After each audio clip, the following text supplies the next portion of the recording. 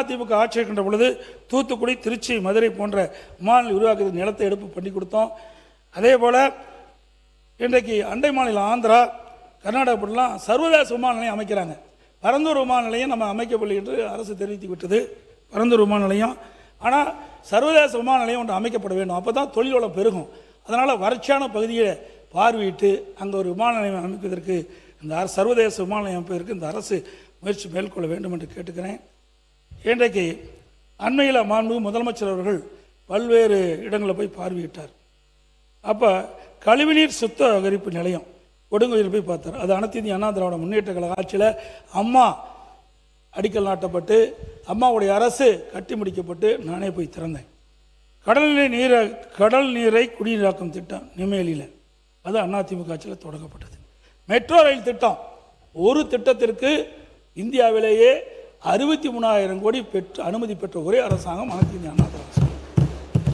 எதற்காக சொல்லின்னு சொன்னால், அடிக்கடி முதலமைச்சர் அவர்கள் தேர்தல் நேரத்தில் நீத்து போன கட்சி ஆட்சியில் இருக்கின்ற பொழுதுதான் இப்பேற்பட்ட சிறப்பான திட்டத்தை நாங்கள் கொண்டு வந்தோம் நாட்டு மக்கள் என்பதை நேரத்தில் சுட்டிக்காட்டுகின்றேன். நிலையான ஆட்சி, நன்மை பயக்கக்கூடிய ஆட்சி அதிமுக ஆட்சி என்பதையும் நேரத்தில் தெரிவிக்க விரும்புகிறேன். அதோட கொரோனா காலம், அனைத்து இந்திய அண்ணா திராவிட முன்னேற்ற கழக ஆட்சி அம்மாவுடைய அரசு இருக்கின்ற பொழுது 2014 நான் முதலமைச்சராக இருக்கின்ற பொழுது கடுமையான வறட்சி, சென்னையில் குடிநீருக்கு மிக தட்டுப்பாடு, ரயிலில் தண்ணி கொண்டாந்து கொடுத்தோம். இன்றைக்கு கிராமப்புறத்திலிருந்து நகரப்புற வரை நிலத்தடி நீர் வெற்றிவிட்டது. அதை சரி செஞ்சு மக்களுக்கு பாதுகாக்கப்பட்ட குடிநீரை கொடுத்தோம். பிறகு அங்கே டெல்டா மாவட்டத்தில் கஜா புயல், அங்கே டெல்டா மாவட்டம் புரட்டி போட்டு விட்டது. அங்கே இருக்கின்ற விவசாய விளைநிலங்கள் எல்லாம் இன்றைக்கு சேதம் அடைஞ்சிட்டது. அங்கே இருக்கின்ற மின் கம்பங்கள், டிரான்ஸ்பாரம், துணை மின்கள் அனைத்துமே அந்த புயலால் நொறுங்கி போச்சு. அதையெல்லாம் புயல் வேகத்தில் நிவாரணம் செஞ்சு விவசாயிகளுக்கு தேவையான நிவாரண உதவி செஞ்சோம். அதே போல இந்த மின்கம்பங்கள் எல்லாம் மாற்றி அமைக்கப்பட்டது அந்த காலகட்டத்தில். அதுக்கு பிறகு கொரோனா, ஒரு ஆண்டு அரசுக்கு வருவாயே மிக மிக குறைவு. அந்த காலகட்டத்திலும் சிறப்பான ஆட்சி கொடுத்தோம். கொரோனாவுக்கு 40,000 கோடி செலவு.